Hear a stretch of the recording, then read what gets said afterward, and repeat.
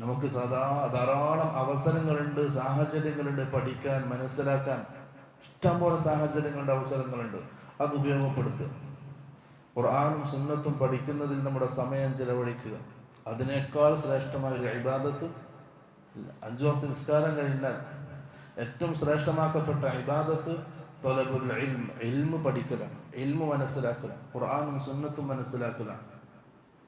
എന്നിട്ട് റസൂൽ സല്ലല്ലാഹു അലൈഹി വസല്ലം പറഞ്ഞു, വഇന്നൽ ഉലമാഅ വറസത്തുൽ അംബിയാ, ഉലമാക്കള് നബിമാരുടെ വാരിഥ്യങ്ങളാണ്, അനന്തരാവകാശികളാണ്. അവർ പ്രവാചകനിൽ നിന്നാണ് അനന്തരമെടുത്തത്.